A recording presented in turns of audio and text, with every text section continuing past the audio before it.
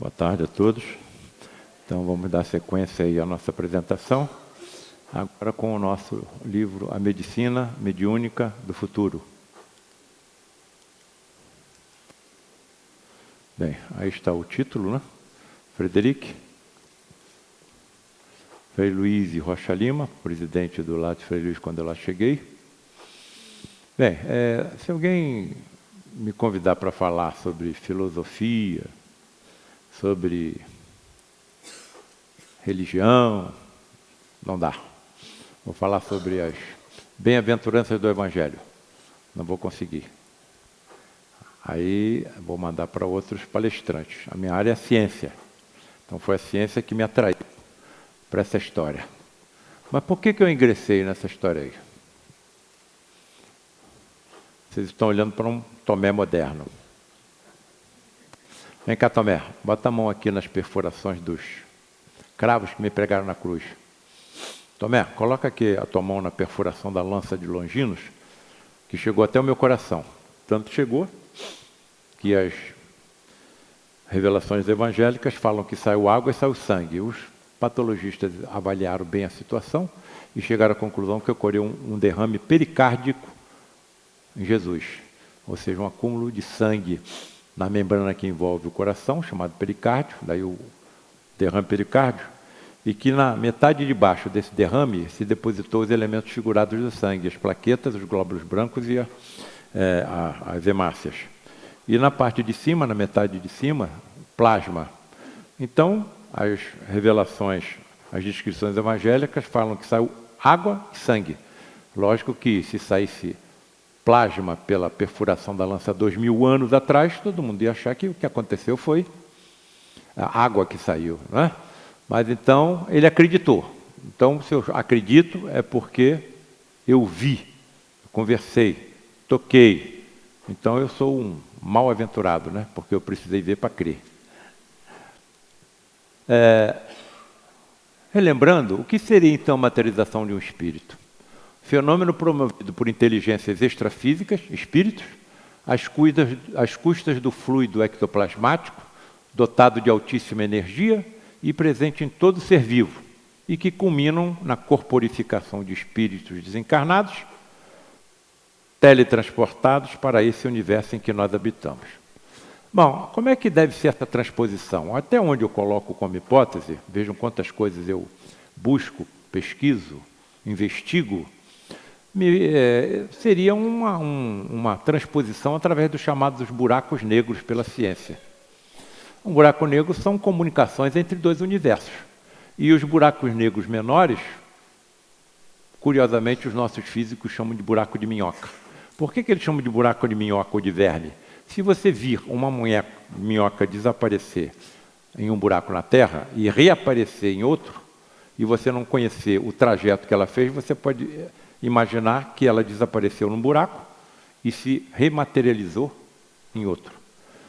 Me parece que o que deve acontecer é uma transposição através de mini buracos negros entre dois universos, evidentemente com manipulação de tremenda quantidade de energia, que me parece que aconteceu com Jesus. Ele se eleva ao ar perante mais de 500 testemunhas na Galileia e simplesmente desaparece. E durante 40 dias ficou materializado, hein? 40 dias. Certa vez, eu pensei comigo, se nós precisamos de escuridão completa para que os fenômenos de teletransporte e materialização aconteçam, como Jesus durante 40 dias ficou materializado até a luz do sol?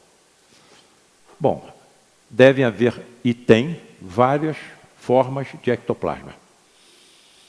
E algumas dessas formas ultra evoluídas foram as que foram utilizadas por Jesus, inclusive nas curas que ele fez.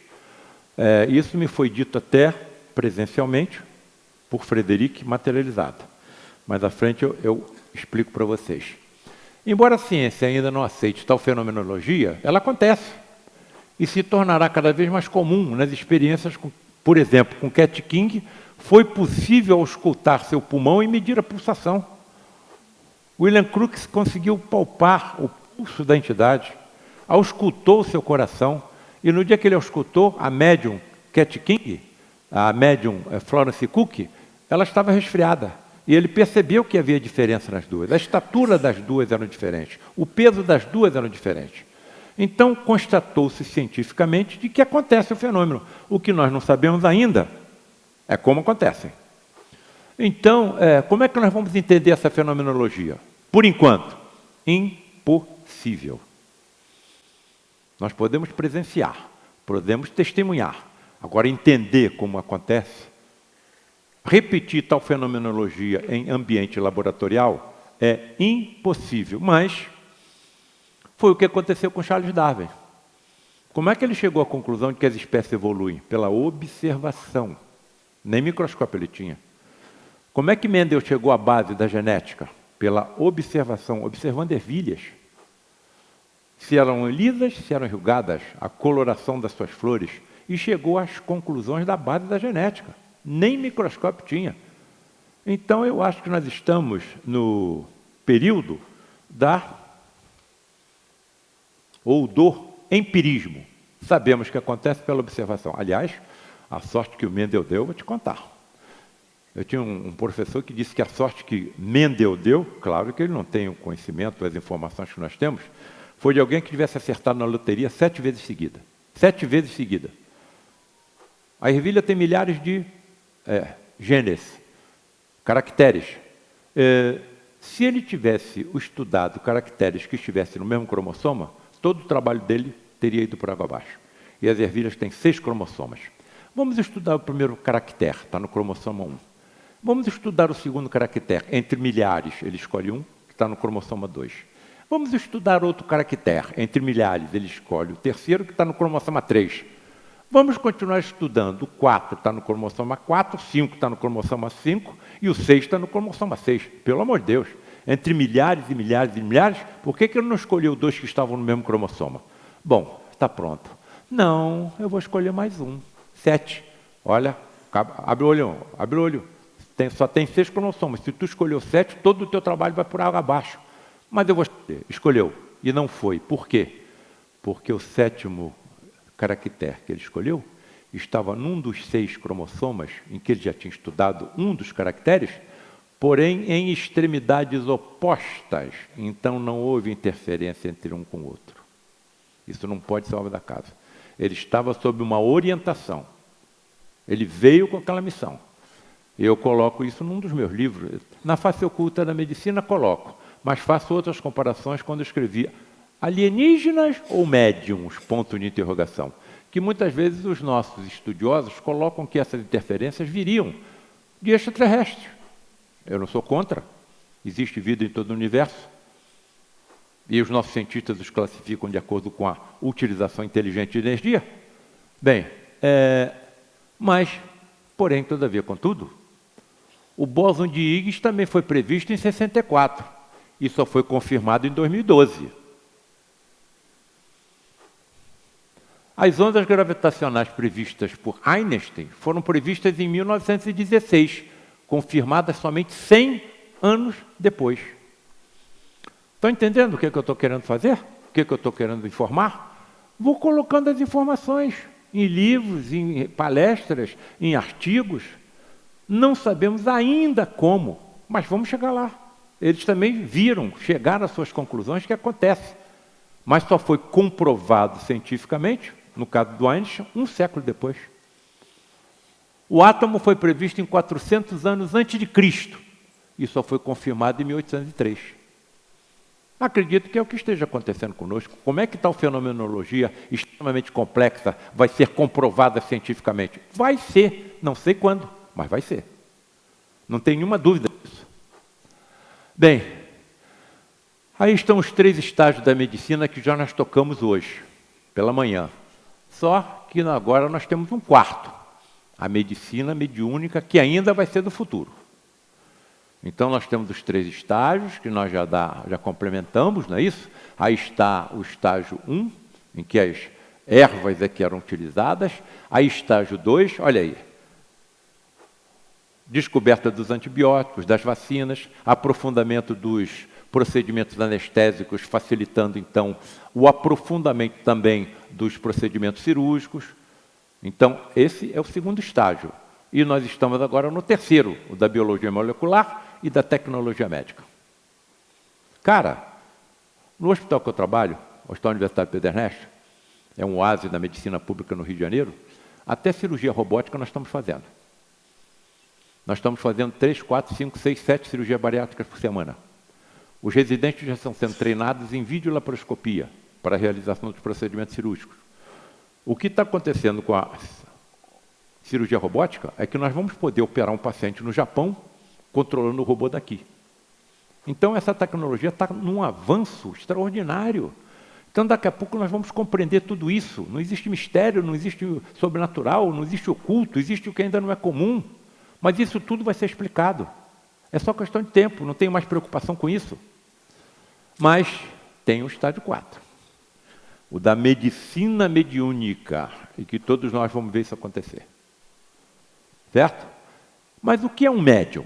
Segundo o livro dos médiuns, é todo aquele que sente em qualquer grau a influência dos espíritos.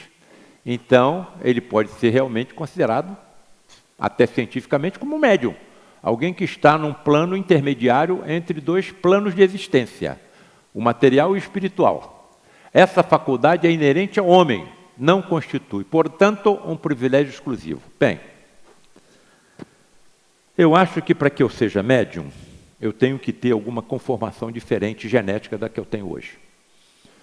Não é aceita pelas nossas vertentes que a mediunidade seja genética, mas absolutamente claro fica de que alguma diferença genética entre eu e um médium tem que acontecer. Senão, ele não pode ver o que ele vê, e eu não vejo. Ele não pode escutar o que ele escuta, eu não escuto. E isso acontece em aproximadamente 7% dos humanos. 7% dos humanos.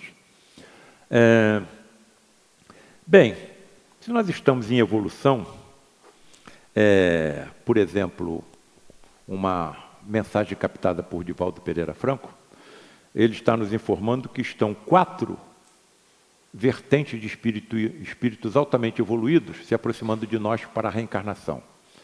Espíritos altamente evoluídos no ramo da engenharia. E trarão soluções para uma série de grandes problemas que temos, e não somente para os mais ricos, mas sim para todos. Espíritos altamente evoluídos no ramo das artes. Nós estamos entrando no Google, estamos vendo crianças com 4, com 5, com 6 anos, executando sinfonias no piano, no violino, e o pé da criança nem alcança o pedal do piano. Aprenderam onde? Na barriga da mãe?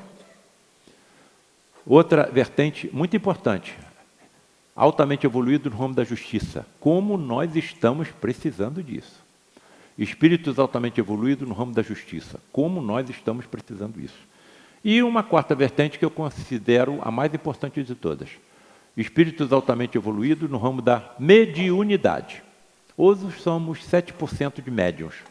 E quando formos 20, 30, 40, 50, os cientistas vão ter que se voltar para isso. Os seus filhos serão médiuns.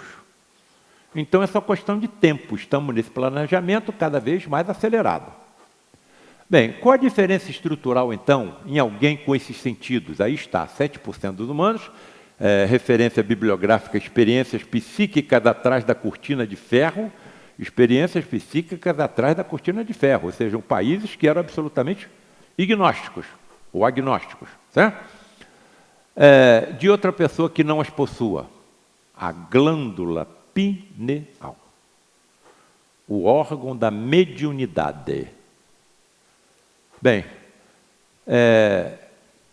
aonde estão localizados os chamados cristais de apatita, que foram estudados por um grande amigo nosso, né, em São Paulo, Sérgio Felipe de Oliveira, que em 2011 apresentou seu trabalho. Através de pesquisas da glândula pineal com difração de raio-x e tomografia computadorizada, relata a presença de cristais de apatita magnetizados capazes de repelir e atrair campos de energia. Mas me parece que mediunidade também é campo de energia. Eu capto essa energia. Eu expresso essa energia.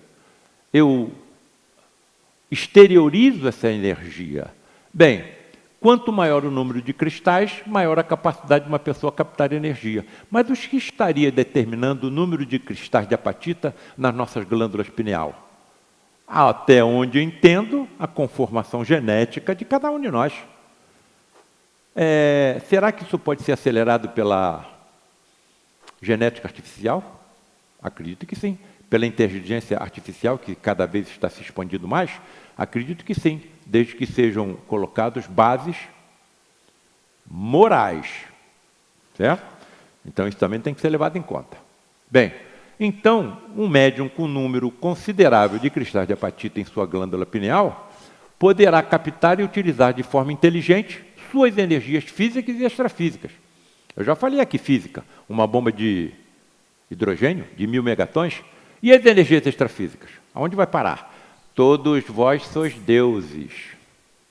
Aqueles que acreditarem em mim farão as mesmas obras que eu faço e outras maiores ainda. Cara, o homem acalmava o mar e o vento. Ele está dizendo que eu posso fazer obras maiores ainda do que ele fazia? Bem, qual a energia existente em um corpo humano composto por 7 octilhões de átomos? Já tocamos nesse assunto hoje. Mas podemos ver outra forma de avaliação. No livro Espírito e Matéria está dito que a energia em 7 octilhões de átomos seria suficiente para iluminar o estado do Rio Grande do Sul por 161 anos. Então a energia em cada um de nós seria suficiente para iluminar o estado do Rio Grande do Sul por 161 anos. Aí nós fomos convidados para falar na jornada de Espiritualidade, Ciência e Medicina em Lisboa. Aí pensei comigo, quantos Portugais cabem dentro do Rio Grande do Sul? 3,5. Então, a materialização de um espírito manipularia energia suficiente para iluminar Portugal por 492 anos, ou seja, quase pelo tempo que nós existimos como terra, por eles descoberta. Agora, como é que eu vou controlar de forma inteligente tamanha quantidade de energia? Não chegou o momento. Bem, aquele que crê em mim fará as mesmas obras que eu faço e outras maiores ainda. Tá? Vós sois deuses. Agora, qual é o médico que vai acreditar numa escola dessa? Eu vou cuspir na terra, vou fazer uma lama, vou aplicar na vista de um cego, ele vai enxergar? Estão percebendo mais uma vez o que afasta as classes eruditas dos templos? Como é que isso é possível? Eu tenho mais de 700 tipos de micro-organismos presentes na minha cavidade bucal. Mais de 700 tipos de organismos presentes na minha cavidade bucal. Então vou juntar com os milhões de micro-organismos na Terra, vou aplicar na vista de um cego, ele vai enxergar? Em questão de segundos? Bem, como é possível, Frederic, curar um cego cuspindo na terra e aplicando lama com saliva em seus olhos? Não foi saliva, Paulo César, e sim ectoplasma. E aí, eu estava escrevendo nesse livro A Face Oculta da Medicina, um capítulo sobre o ectoplasma. E estava colocando que provavelmente foi o que Jesus utilizou nas suas curas, energia ectoplasmática. Naquela semana houve uma reunião de materializações. E eu estava sentado na cabeceira daquele leito, que eu mostrei de manhã para vocês, e o Frederic materializado cuidando de um leito, de um paciente naquele leito. Sem se descuidar do que ele fazia, o Frederic falou assim para mim, Paulo César, o ectoplasma que Jesus utilizava provinha diretamente do Criador. Então ele estava acompanhando o que eu estava escrevendo. Eu estava escrevendo aquilo naquela semana. Frederic, mas era ectoplasma? Era, mas diferente do que o que nós utilizamos aqui. Então existem vários tipos de ectoplasma. Nós estamos simplesmente no início de uma estrada que não tem fim. Então, como nós todos somos imortais, chegará um momento que nós vamos compreender o que acontece. Vejam essa imagem. Frederic está cuidando de um paciente no leito e nitidamente se vê sendo expelido pelo seu nariz e pela sua boca algo branco. A foto está meio embaçada porque foi feita a fotografia na penumbra. O que está saindo pela boca e ouvido, nariz do médium, é o ectoplasma. E se isso tivesse acontecido há 2000 anos, o que é que eu pensaria? Jesus cuspiu na terra, promoveu alguma lama e aplicou na vista do cego. E voltou a enxergar. Bom, eu acho o seguinte. Os nossos amigos dizem que para cada célula do meu corpo físico, eu tenho uma congênere no meu corpo extrafísico. Digamos no perispírito, digamos no nosso campo morfogenético. E se eu tivesse conhecimento científico que me permitisse teletransportar células do perispírito de um cego para o seu olho, eu ia curá-lo. Então, Jesus não poderia ter feito o que fez sem conhecer toda a estrutura do globo ocular. Uma das mais complexas estruturas conhecidas pela biologia. Jesus não poderia ter curado um leproso sem conhecer a existência do bacilo de Hansen, causador da hanseníase, lepra. Jesus não poderia ter feito um paralítico andar sem conhecer toda a estrutura muscular, óssea e nervosa do corpo humano. Se há 2000 anos ninguém sabia disso, onde foi que ele aprendeu? Mas que ele aprendeu, aprendeu. E segundo Emmanuel, como eu falei, sistemas solares que nem mais existem. É isso que vai acontecer com a gente. Nós somos imortais. Todos esses espíritos que se materializaram com caixas, conversaram comigo, já tiveram um corpo igual ao nosso. Os nossos entes queridos estão vivos, que já partiram para o outro lado. Aliás, estão trabalhando mais do que nós, estão aprendendo mais do que nós, estão mais felizes do que estavam como que estavam. Foi apresentado agora no sábado, novamente, aliás, no domingo, no Fantástico, uma nova experiência, não é? Ou uma empresa lá nos Estados Unidos que está conservando corpos congelados. Eles estão pagando uma nota feia para que tenham os seus corpos congelados, não é? Antes que eles morressem, eles foram congelados e ficam aguardando que a ciência encontre cura para as suas doenças. Para que eu vou ficar preso algemado nessa prisão? E quando eu me desprender, eu posso ir a qualquer lugar do universo com a velocidade do pensamento? Por que eu vou ficar preso aqui?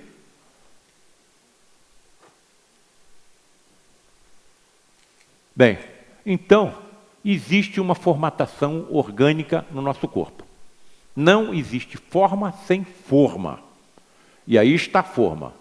Quer chamar de campo morfogenético? Tudo bem. Quer chamar de perispírito? Tudo hoje é sinônimo.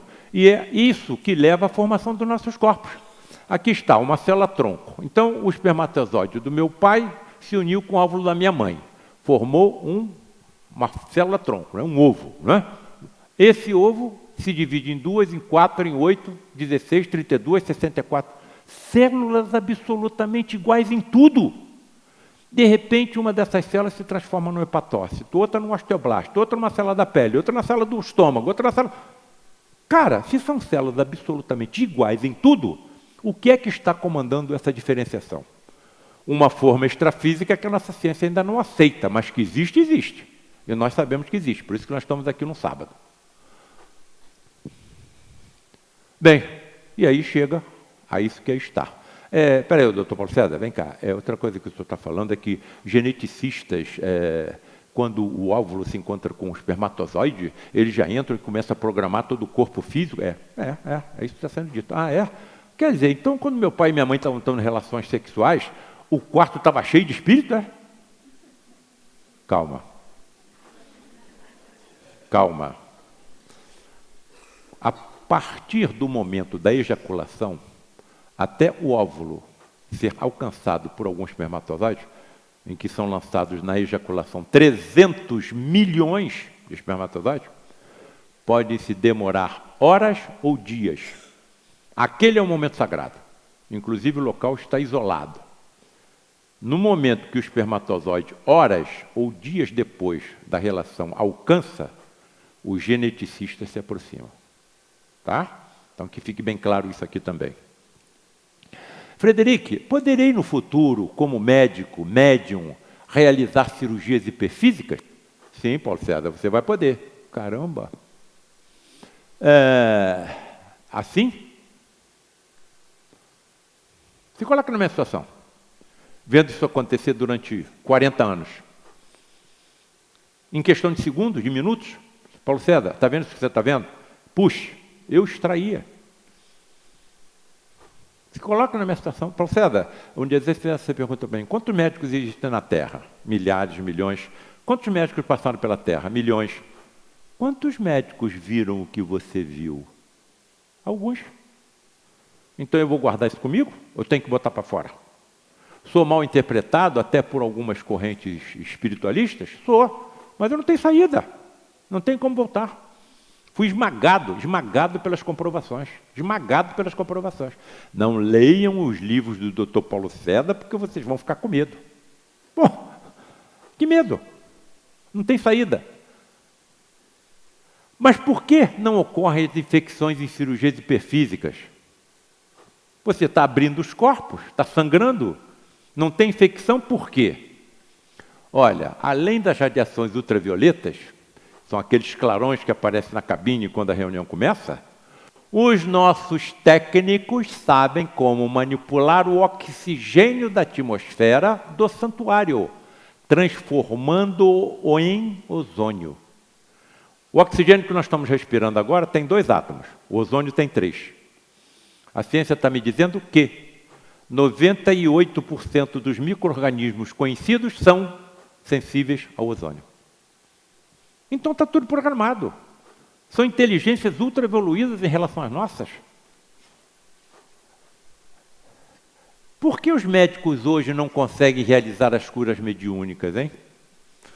Não temos ainda inteligência nem constituição genética adequada. Mas, porém, todavia, contudo e entretanto, estamos no caminho. Vejam, por exemplo, o exemplo dessa médium russa, Nina Kolagina. Se vocês colocarem o nome dela na internet, vai aparecer um filmete de 7 segundos em que ela, com a sua força mental, movimenta objetos. Fósforos, pedacinho de papel e só isso. Se ela movimenta objetos com o pensamento tem átomo, pensamento tem energia. Daí a importância das mães orarem pelo filho, certo? Porém, todavia, contudo, entretanto, esse filmete de 7 segundos levou 7 horas para ser feito. Porque a cada meia hora de concentração, essa médium perdia 1,5 kg da sua massa corporal. Tinha que parar, tinha que hidratar, tinha que descansar para depois começar e continuar. Então, não temos a constituição genética adequada para a manipulação dos tremendos campos de energia que possuímos. Isso está claro. Mas estamos a caminho. A caminho pela inteligência? Sim.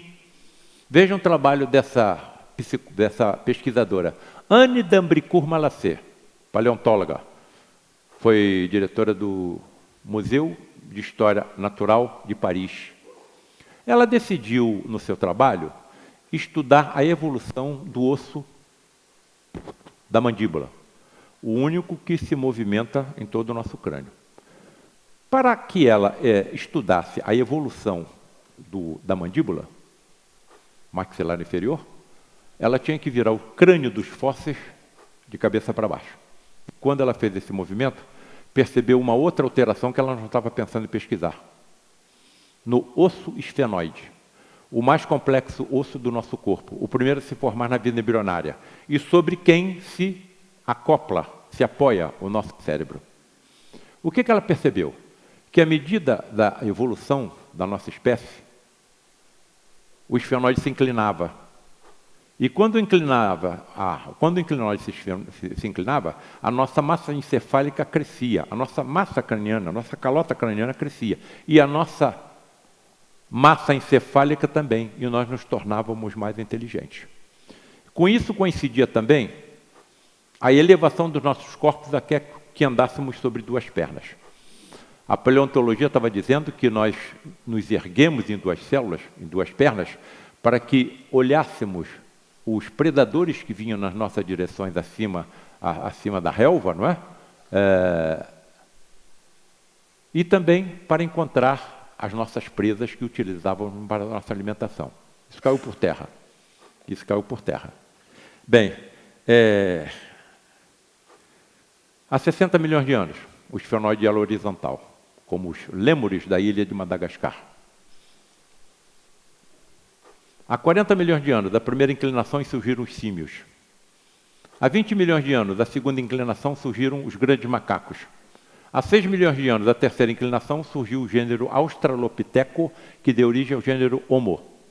Há 2 milhões de anos surgiu o gênero Homo. E entre 160 e 200 mil anos atrás surgimos nós. Percebam que as inclinações estão se estreitando. Cirurgiões maxilobucofaciais estão percebendo alterações dentárias nas arcadas de crianças americanas e japonesas que estão pronunciando uma sexta inclinação. Me parece que aqueles que virão de nós, depois de nós, para que tragam todas as soluções dos problemas que nós temos, necessitarão de corpos mais evoluídos do que nós. Nós, como espécie humana, ainda então, por enquanto, só temos 2% do nosso ADN utilizado para a conformação de um corpo igual a esse. E quando nós tivermos 3, 4, 10, 15, nós teremos corpos mais perfeitos, serão mais resistentes a doenças infectocontagiosas, a doenças alérgicas, ao câncer e por aí afora. Bem, então, quando a calota craniana aumenta a minha inteligência? Sim, Paulo César. Mas então você está com um equívocozinho aí. Qual é? Olha, a ciência está me dizendo que nós só podemos compreender o que acontece em 4% no universo. E para mim compreender o que acontece em 10, 15, 60% no universo, qual vai ser o tamanho da minha calota? Se eu tiver uma calota desse tamanho, como é que eu vou atravessar pela vagina da minha mãe quando eu for nascer? Mas o que eles estão nos dizendo é que não será o número de neurônios que aumentará a nossa inteligência, e sim a qualidade dos neurônios, as conexões sinápticas que serão diferentes da que nós possuímos hoje. Mais uma vez eu lembro que eu não sei mais o que é religião e o que é ciência. Para mim são duas faces da mesma moeda que se interpenetram uma pelas outras. Outra informação científica preciosa. Essa pesquisadora, Catherine Pollard, resolveu estudar a genética da inteligência. E ela, então, estudou uma região genômica denominada HAR1, no córtex cerebral. Bem, a região genômica composta por 118 bases, ou seja, a HAR1, permaneceu inalterada por outras espécies e também na nossa, por 300 milhões de anos. Cara, o nosso genoma tem 3 bilhões de bases. HAR1 só tem 118. Então, 118 dessas bases estão relacionadas com a nossa inteligência. Porém, todavia, contudo, entretanto, nos últimos 6 milhões, essa pesquisadora percebeu que as mutações de HAR1 estão se acelerando. E nós estamos cada vez nos tornando mais inteligentes. Agora, a pergunta fatal é, o que teria mantido a HAR1 inalterada durante 300 milhões de anos? E o que estaria acelerando a evolução de HAR1 nos últimos 6 milhões de anos? O acaso? Ou nós estamos evoluindo como espíritos imortais e, para isso, nos tornando mais inteligentes? Então, me parece que essa medicina mediúnica do futuro será uma energia pura, mentalmente direcionada pela nossa inteligência. A energia já existe. Agora, a inteligência necessária para manipulá-la, não. Não alcançamos ainda esse estágio. Estamos no caminho, que era a mesma utilizada pelo médico dos médicos, Jesus. Ele utilizava esses procedimentos. E outra coisa, sozinho não estava. Quem me tocou? Senhor. Tocaram nas minhas vestes. Senhor, estamos numa multidão. Como é que nós vamos saber quem tocou suas vestes? Mas eu senti sair de mim uma virtude. Entendamos virtude como energia. Se não foi ele que curou a hemorroísa diretamente, quem curou? Médicos que o acompanhavam. O servo do centurião, o centurião só soube que ele estava curado no dia seguinte. Ele estava situado a quilômetros de distância. Se Jesus não foi lá, quem foi? Claro que ele precisava utilizar uma psicosfera de cada paciente adequada para que chegasse aonde chegou. Foi o que parece que a hemorroísa tinha pela sua fé, pela sua confiança. E aí chegaram onde chegaram. Então, ele, até onde eu percebo, não estava sozinho. Agora, além da energia, nós precisamos de inteligências comandando essa energia. Precisamos do merecimento de cada paciente. Por isso, nós não curamos todos. E alguns que ele curava, ele depois ficava preocupado. E os discípulos perguntavam, Senhor, O senhor acabou de curar um cego, botou um paralítico para andar, curou aquele leproso. Por que o senhor está triste, tão cabisbaixo? Estou preocupado com eles. Por quê? Porque eles vão cometer os mesmos erros, ou podem cometer os mesmos erros, que não cometiam enquanto estavam enfermos. Então, se eu estou preso, às vezes, num leito, eu posso não praticar crime. Eu estou preso no leito. Então, às vezes, a nossa mentalidade não evoluiu. Então, mais uma vez, eu lembro que a doença pode estar funcionando, sim, como um para-raios. Pode estar funcionando, sim, como um medicamento que me ajude na nossa evolução. Agora, ninguém vai ficar doente para a eternidade. Todos nós vamos nos tornar sãos, independente da doença que nós tenhamos, seja no corpo físico, seja no corpo extrafísico. Como esta fenomenologia será aproveitada pela medicina do futuro? Os médicos serão poderosos médiums, dotados de ultrassentidos, e saberão manipular sob forma controlada as imensas energias físicas e extrafísicas, como as ectoplasmáticas que todos possuímos. Isso acontecendo, o que será possível aos médicos médiuns do futuro? E lembro que, quando eu vi o Frederic, por exemplo, fazer cirurgias hiperfísicas, muitas ele não estava materializado, ele estava encarnado no corpo do médium. Então, o corpo do médium não é diferente do nosso, em termos de energia, de composição orgânica. Se ele utiliza o corpo do médium, será que eu, como médium, e tendo um corpo semelhante ao do Gilberto Arruda, por exemplo, não poderia fazer o que ele fazia? Acredito que sim. E o que será possível a esses médicos do futuro? A percepção do mundo espiritual pela vidência. A captação das orientações dos médicos espirituais pela intuição nítida e clara audiência. Nós vamos captar nitidamente o que eles estão nos induzindo, intuindo a fazer. Doutor Paulo César, o senhor já passou por alguma experiência dessa? Já! Agora só lembro que eu tenho 73 anos. E isso aconteceu uma vez. Eu vou contar para vocês como. E peço, principalmente, aos médicos que aqui se encontram, que se coloquem na situação pela qual passei, e porque também passarão. A visão por transparência, a visão microscópica, a visão ultramicroscópica, cirurgias hiperfísicas, desintegração molecular de anomalias. Paulo César, desintegração molecular, sim. Desintegração atômica. Materialização de próteses de ectoplasma. Eles sabem como substituir, por exemplo, válvulas cardíacas defeituosas, insuficientes, por prótese de ectoplasma que adquire as mesmas características do receptor e não tem rejeição.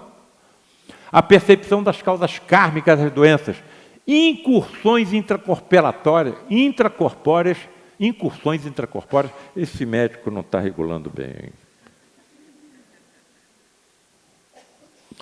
Eu estava escrevendo esse livro e pensei comigo, será que eu encontro alguma médica ou médico médium que possa me dizer o que acontece quando entra, por exemplo, dentro de uma sala de cirurgia, dentro de um centro cirúrgico? Lá no Frei Luís tem uma médica médium desse grupo. Me aproximei, muito retraída, muito assim, silenciosa. Amigo, eu estou escrevendo o livro assim, assim, assim. Pode me dizer o que acontece com você? Vou pensar. Não respondeu nada. Passaram... por favor, você pensou? Pensei. E aí? Vou atender o seu convite, seu pedido, com uma condição. Qual? Não coloque o meu nome no livro. Tá bom. Vamos inventar um pseudônimo? Tá bom. Aí eu fiz 16 perguntas e mandei por e-mail. Ela começou a me dar as respostas, longas. As respostas que ela estava me dando era tudo que eu já tinha colocado em 12 capítulos do livro e ninguém sabia que eu estava escrevendo livro nenhum. Ela está dizendo que entra num centro cirúrgico, ela vê mais médicos desencarnados do que encarnados. Nenhuma equipe está sozinha. Enquanto nós estamos cuidando do corpo físico do paciente, eles estão cuidando do corpo extrafísico. E aí ela se vê ladeada por 2 médicos, que ela chama de mentores. E entra. E daqui a pouco a visão dela adquire transparência. Ela vê os corpos por dentro. Adquire visão microscópica. E aí vem. Ela entra dentro do corpo do doente, vê os corpos, os órgãos por dentro. Por isso ela não queria que botasse o nome dela no livro, vamos chamar ela de maluca. E aí ela navega pela corrente sanguínea dos pacientes, vendo a hemácia passar por cima, por baixo, pela direita e pela esquerda. E aí eu me lembrei, os da minha geração vão entender, de um filme da década de 60 chamada Viagem Fantástica, em que, por ficção, os cientistas miniaturizam um submarino com médicos e cientistas dentro e injetam na corrente sanguínea do paciente com uma lesão cerebral, eles vão até lá e eliminam a lesão com raio laser. Eu falei, vou botar o nome desse capítulo de Viagem Fantástica. E escrevi um livro, um capítulo só sobre ela, eu escrevi 2. E ela ainda chegou para mim e falou assim, olha, o que eu contei para você que acontece comigo é só 1/1000, ou nem 1/1000 do que acontece. Então é um exemplo do que será o médico médium do futuro. A ciência sem a religião é manca, e a religião sem a ciência é cega. Na mosca, perfeita a imagem. Bem, agora eu vou precisar de vocês, hein? Vou precisar de vocês. Entendam que no final dessa apresentação desse caso clínico eu vou fazer uma pergunta. Relato de um cirurgião cardiovascular.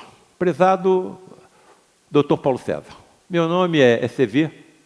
Ao término de uma cirurgia cardíaca em setembro de 2019, recente, hein? Para instalação de 2 pontes safenas e uma mamária, em paciente ígido, com 77 anos de idade, fomos surpreendidos por uma ruptura da artéria aorta cardíaca com consequente quadro hemorrágico incontrolável. A artéria aorta cardíaca é o maior vaso sanguíneo do nosso corpo. A cirurgia estava pronta. Vamos fechar o tórax. A artéria aorta cardíaca rompe e começa a jogar sangue no teto.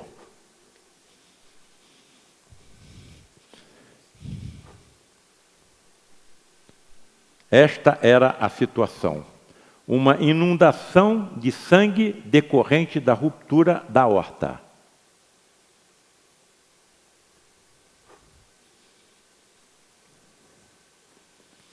Aspirava o sangue, tentava controlar a hemorragia e não conseguia. Aspirava o sangue, tentava controlar a hemorragia e não conseguia. Essa é a vida do cirurgião. Quando corre tudo bem, tudo bem. Agora imagine, o paciente estava com a cirurgia pronta, a família lá fora esperando, certo? E aí acontece essa tragédia. Bem,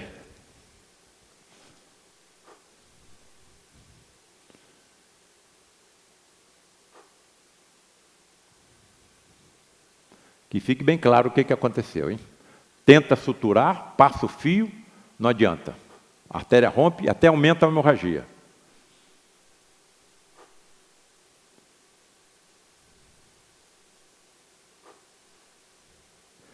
Passadas 2 horas, em luta desesperada, e esgotadas todas as tentativas para estancamento da hemorragia, sem sucesso, lembrei dos seus livros, onde o senhor diz que nós médicos nunca estamos sozinhos, que há sempre entidades superiores nos apoiando e nos guiando.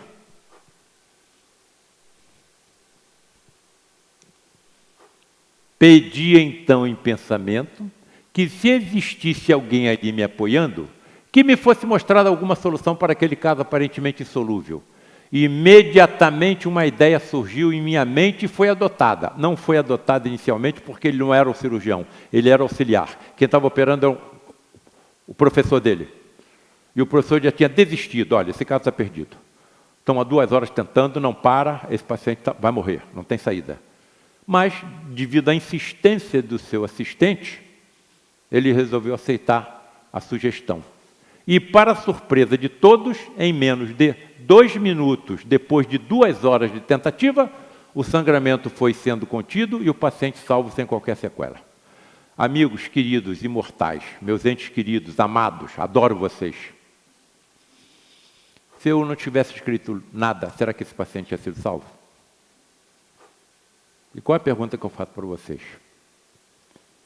Continuo nessa estrada ou pulo fora? Estão entendendo aonde que me colocaram? Agora, eu não entendo por que sou eu. Quando eu olho para dentro de mim, eu tenho vontade de sair correndo.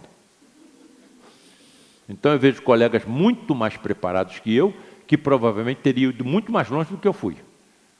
Não tem nenhuma dúvida disso. Então, nenhum médico que honra a sua profissão, nem os que não acreditam nisso, jamais estarão sozinhos. Não adianta insistir, não vai estar sozinho mesmo. Eu agradeço a atenção que nos colocaram nessa apresentação e, se for permitido, nós fazemos a quarta e última apresentação do dia, que é sobre o nosso 9º livro, Medicina e Ectoplasmia.